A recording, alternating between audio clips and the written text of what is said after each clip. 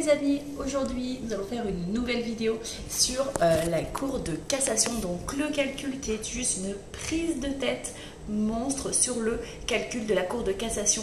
Qu'est-ce que c'est? Comment le calculer? Sur quel contrat l'appliquer? Et vraiment à quoi ça sert exactement? Et surtout, comment bien faire le calcul de la Cour de cassation quand il y a absence et déduction dans la fiche de paye. Voilà, je vous laisse regarder directement ma petite bande-annonce et on se retrouve juste après.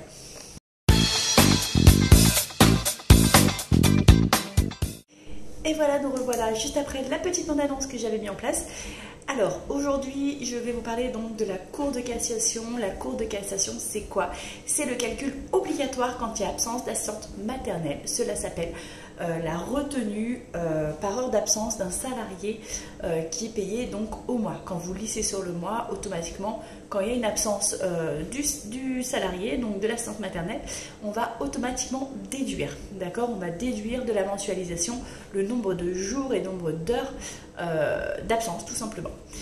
Donc en fait, moi aujourd'hui, je suis confrontée à ce problème. J'ai été vaccinée, j'ai eu ma deuxième dose de vaccin Pfizer pour la Covid. Et du coup, j'étais super mal. Donc tout le mois de juillet, j'ai travaillé. Par contre, en effet, j'ai eu les 2 jours, les 48 heures qui ont suivi le vaccin, c'était juste un enfer. J'ai eu super mal partout à ne pas pouvoir travailler. Hein. Clairement, j'avais les 4 enfants et c'était pas possible. Donc du coup, j'ai 2 jours d'absence sur mon contrat à durée. Alors, ce qui est bien, c'est que je vais avoir 2 choses. Je vais avoir sur un contrat occasionnel et sur un contrat à durée, en contrat en année complète. Donc, année incomplète, on va avoir sur le CDD, donc sur l'occasionnel. Je vais pouvoir vous montrer ce calcul sur plusieurs choses. Donc, comme la vidéo précédente, vous savez que j'utilise un autre système de vidéo, donc de montage vidéo, pour que ce soit beaucoup plus qualitatif pour vous. Et dans ce cas, on va passer sur une voix off avec du papier pour que vous puissiez un petit peu comprendre un petit peu. En tout cas, il faut savoir que on déduit toute absence de l'assistante maternelle. Bah oui, c'est comme ça, c'est pas juste. Avec ou sans arrêt de travail, on doit déduire nos journées d'absence, d'accord? Dedans, les jours fériés vont compter comme des jours normaux, en fait, travaillés. Donc c'est pareil, si un jour férié dans la semaine que vous auriez dû travailler, ça va être le même calcul, ça reste sur la même base, c'est toujours pareil, d'accord? Surtout si vous devez le travailler à la base. Donc on va commencer comme ça, j'espère que ça va vous aider, que vous allez prendre du plaisir à voir cette vidéo et surtout que ça va vous aider parce que franchement c'est une vraie galère. Voilà, je vous laisse regarder la vidéo. Alors pour la Cour de cassation, donc la définition, calcul obligatoire, je dis bien obligatoire en cas d'absence du salarié. Donc on appelle aussi cela la retenue par heure d'absence d'un salarié payé au mois. Donc payé au mois, c'est lissé dans le mois. Alors nous allons prendre un exemple, par exemple l'année complète. Donc quand vous êtes en année complète et que vous avez des absences. Donc là par exemple, Karine, assistante maternelle, elle a un contrat de 10 heures. Donc elle travaille tous les jours, donc 5 jours par semaine, du lundi au vendredi, 10 heures par jour. Sur le mois de juillet, elle a eu 3 jours d'absence. Ça arrive, on a 3 jours d'absence. Donc son taux horaire est de 3,50 €. Nous allons déjà chercher le nombre d'heures moyennes dans le mois travaillé. Donc on fait déjà une moyenne de nombre d'heures, d'accord? Donc là vous avez le calcul, 5 fois 10 égale 50 heures semaine. Elle travaille 50 heures semaine. Nous allons avoir les 50 heures semaine multipliées par le nombre de semaines à l'année. Donc on a dit que c'était une année complète, donc 52 semaines. Nous allons le lisser sur l'année, donc divisé par 12 mois, égale un nombre d'heures moyen. D'accord? On a les 216 heures moyennes. Donc après, nous allons chercher le salaire mensuel. Donc dans le mois, combien elle gagne. Donc là, on voit bien qu'on fait le calcul. Donc 3,50 multiplié par les heures mensuelles moyennes, c'est égal à 758. D'accord? Les 758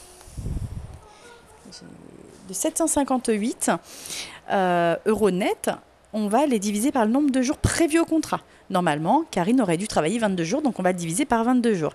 Et ça nous donne le salaire net journalier de 34 €. D'accord?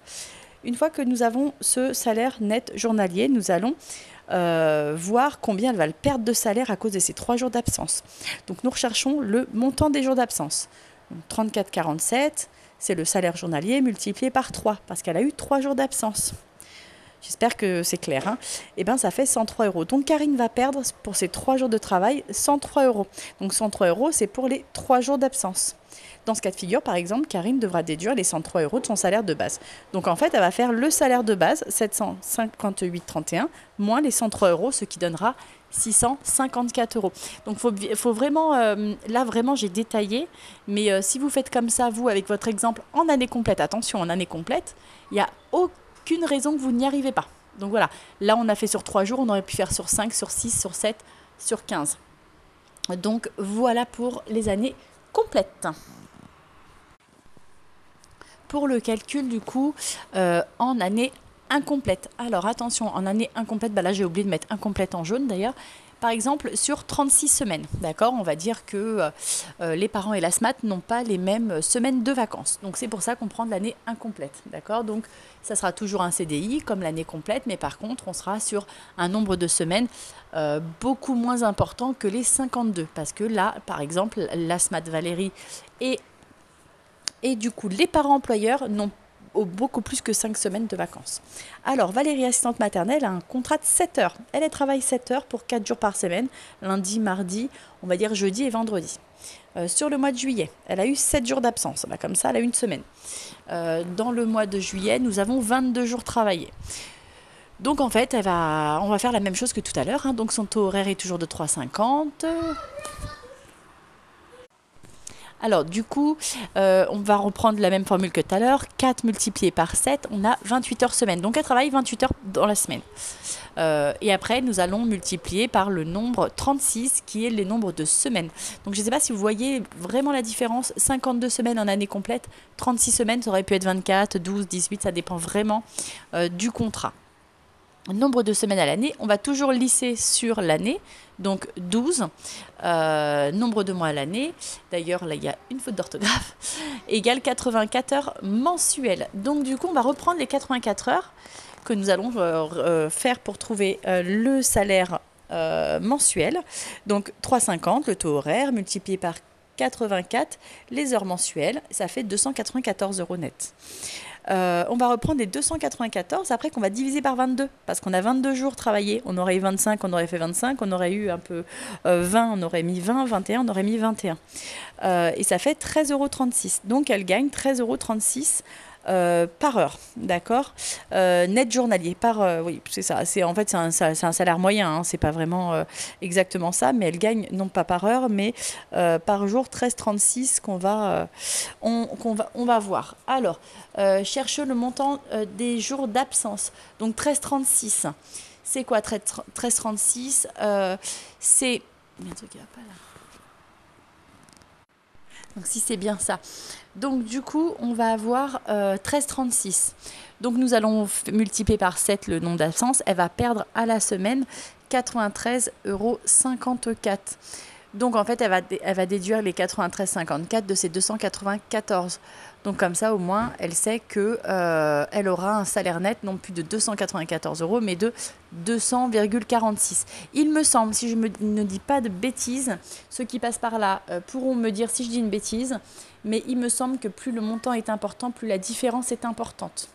Donc voilà, là on retrouve un petit montant journalier parce qu'en fait le salaire est que de 28 heures semaine. Comme on a vu tout à l'heure, c'était beaucoup plus conséquent sur l'année complète. Donc voilà, donc là le salaire, dans ce cas de figure, Valérie devra déduire les 93,54 € et ça lui fait un salaire net de 200 € et... Voilà, du coup la vidéo arrive à son terme. J'ai essayé de vous expliquer au mieux pour l'année complète et incomplète, c'est les cas les plus récurrents quand on a des petites absences comme ça.